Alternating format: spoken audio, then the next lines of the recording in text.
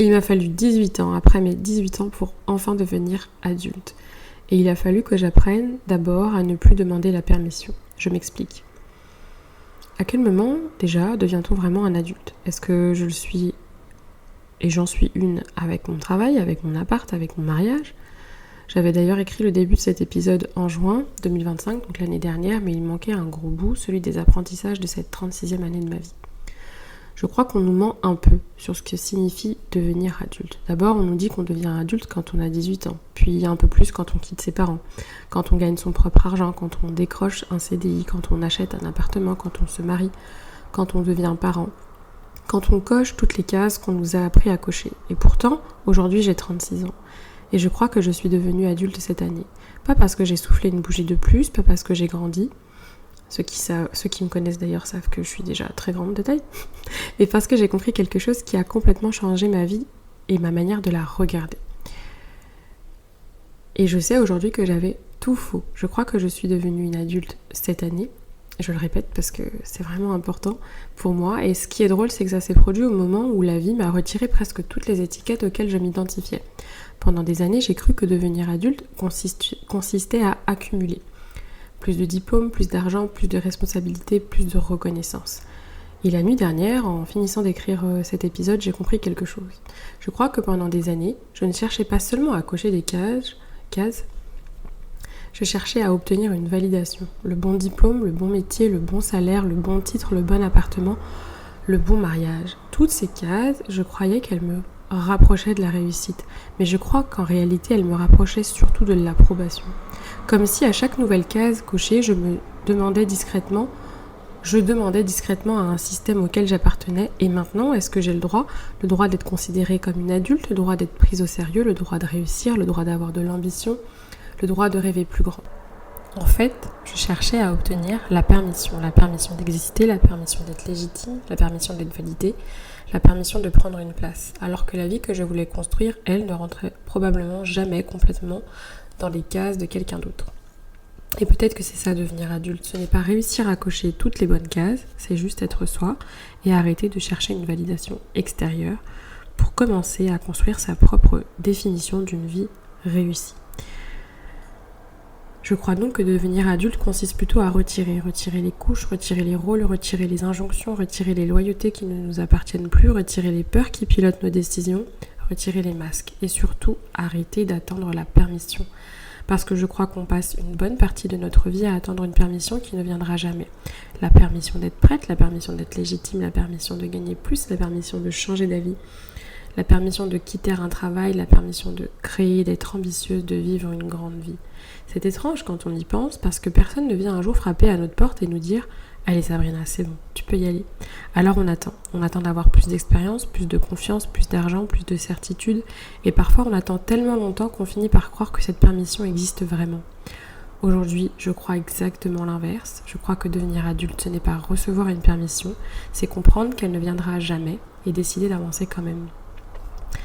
Vous vous souvenez, lors du précédent épisode, je vous ai parlé de la guerre que j'ai cessé de mener. D'ailleurs, si vous ne l'avez pas écouté, il est dispo partout.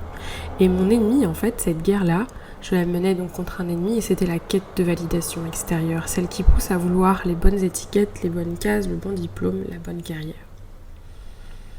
Et comme cette année, la vie m'a retiré presque toutes les étiquettes auxquelles je m'identifiais, pendant longtemps, je pensais savoir qui j'étais. J'étais mon métier, j'étais mes résultats, j'étais mon statut.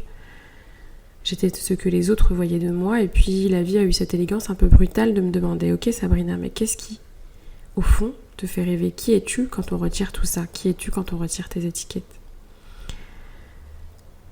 Et je me souviens qu'après avoir terminé mon contrat précédent, je me suis réveillée un matin et je me suis dit « Ok, mais du coup tu fais quoi maintenant ?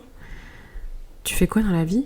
Tu dis quoi quand on te demande qu'est-ce que tu fais dans la vie ? T'es plus celle qui bosse chez Amazon, t'es plus celle qui a les étiquettes, qui ouvrait toutes les conversations, t'es plus celle qui a un CDI qui rassurait, tes parents surtout.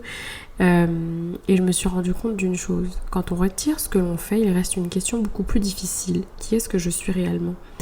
Et je crois que c'est la première fois que cette question ne m'a pas fait peur, parce que finalement, je connaissais énormément de choses sur moi, mais je ne me connaissais pas vraiment. Et je crois que c'est là qu'on touche quelque chose de plus important. Comment on fait des choix alignés? Comment on fait des vrais choix quand on ne sait même pas qui on est? Comment savoir ce qu'on veut vraiment? Comment construire une vie qui nous ressemble? Comment distinguer nos propres rêves de ceux qu'on nous a transmis? Pendant longtemps, j'ai poursuivi une meilleure version de moi-même. Vous savez cette expression qu'on entend partout, la meilleure version de soi. D'ailleurs, il y a un épisode sur ça aussi. Mais plus j'avance, moins cette phrase me parle. D'ailleurs, elle ne me parle plus du tout. La meilleure version selon qui? Selon Instagram, selon LinkedIn, selon ses parents, selon notre entourage, selon la société, selon ton banquier. Je crois qu'au fond, je ne cherchais pas à devenir meilleure, je cherchais et je cherche à devenir plus vraie. Pas parfaite, mais plus honnête, pas impressionnante, plus authentique. Et ça change tout. Parce qu'à partir du moment où l'objectif n'est plus d'impressionner, mais d'être soi-même, la vie devient beaucoup plus simple. Et puis il y a une autre chose que j'ai comprise cette année. Pendant longtemps, j'ai eu l'impression de vivre entre plusieurs mondes, entre la banlieue et les grandes entreprises, entre mes origines algériennes et une vie qui m'a amenée à voyager et à travailler avec des gens complètement différents et à rêver plus grand, entre ma foi et entre le monde dans lequel j'évolue, entre le luxe et les choses les plus simples, entre manger un grec avec des baskets Dior et un dîner dans un grand restaurant en robe Zara, toute simple. Et pourtant, pendant très longtemps, j'ai cru qu'il fallait choisir un camp. Être ambitieuse ou être une bonne femme, être croyante ou être moderne, aimer gagner de l'argent ou avoir des valeurs, réussir ou profiter, travailler ou vivre, comme si la vie était une succession de faux choix. Aujourd'hui, je crois que tout est faux, que tout ça est faux. Je crois que ma place n'a jamais été dans un camp. Ma place est sur le pont entre plusieurs espaces, plusieurs mondes. Et je crois même que je ne cherche plus ma place. Je construis des ponts là où le monde me demande de choisir un camp. Des ponts entre les générations, entre les femmes et les hommes, entre les parents et les enfants, entre les riches et les pauvres, entre la foi et la vie, entre l'ambition et la joie, entre le luxe et la street. Parce qu'au fond, je refuse de croire qu'il faut renoncer à une partie de soi pour avoir le droit d'en développer une autre. Je refuse de croire qu'on doive choisir entre réussir et vivre. Je refuse de croire qu'on doive choisir entre ses racines et ses ambitions. Je refuse de croire qu'on doive choisir entre construire une carrière et construire une famille. Je crois qu'on peut construire une grande vie, une vie entière, une vie qui nous ressemble. Alors on avance un pas après l'autre, comme depuis le premier épisode de podcast. Parce qu'au fond, le chemin n'a jamais parlé de réussite, il n'a jamais parlé de devenir milliardaire ou célèbre ou parfait. Il parle et il parlera de quelque chose de beaucoup plus simple. Le courage d'assumer la vie qu'on veut vraiment vivre, même quand elle ne ressemble pas à celle des autres, même quand elle change, même quand on change d'avis, même quand on se trompe, surtout quand on se trompe. Cette année, j'ai donc appris qu'on ne trouve pas sa vie, on la construit, choix après choix, conversation après conversation, rencontre après rencontre, et parfois, surtout, même, erreur après erreur. Je ne sais toujours pas comment et exactement à quoi ressemblera ma vie dans 5 ans. Et pour la première fois, ça ne m'inquiète plus parce que je sais quelque chose que je ne savais pas avant. Je peux me faire confiance, je peux choisir. Et si je me trompe, je choisirai à nouveau. Si aujourd'hui j'ai la chance d'avoir 36 ans, ce n'est pas seulement parce qu'une année de plus est passée. C'est parce que cette année, j'ai arrêté d'attendre. J'ai arrêté d'attendre d'être prête, d'être légitime, d'avoir toutes les réponses. J'ai compris que personne ne viendrait me donner la permission. Et c'est ça, pour moi, devenir adulte. Alors cette année, j'ai envie qu'on continue ce chemin ensemble et j'ai aussi envie qu'on s'ouvre davantage et les invités vont revenir. J'avais besoin de faire tous ces épisodes un peu toute seule, mais il est temps que les invités reviennent parce qu'il y a une question que j'ai envie de poser à des centaines de personnes et d'ailleurs je vous la pose à vous aussi. À quel moment avez-vous arrêté d'attendre la permission? La permission d'aimer, la permission de partir, la permission de créer, la permission de gagner plus, la permission de changer d'avis, la permission d'être complètement vous.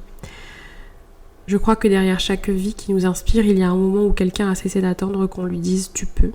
Et c'est cette conversation que j'ai envie d'avoir, avec eux, avec vous et avec moi aussi. Et parce que je n'ai pas fini d'apprendre, je n'ai pas fini de changer, je n'ai pas fini de construire. Et peut-être que c'est ça finalement le chemin. Pas celui qui nous mène vers une destination, celui qui nous rapproche un peu plus chaque jour de la vie qu'on choisit. Parce qu'au fond, je refuse l'idée qu'il faille choisir entre 2 versions de soi. Toute ma vie, on m'a demandé de choisir un camp entre mes origines et mes ambitions, entre ma foi et le monde, entre réussir et profiter, entre être sérieuse ou être libre. Aujourd'hui, je crois que la plupart de ces choix étaient faux, et plutôt que de choisir une rive, je décide de construire des ponts. Et c'est peut-être ça ma définition de la liberté. Alors bienvenue dans ce nouveau chapitre, on avance sans permission.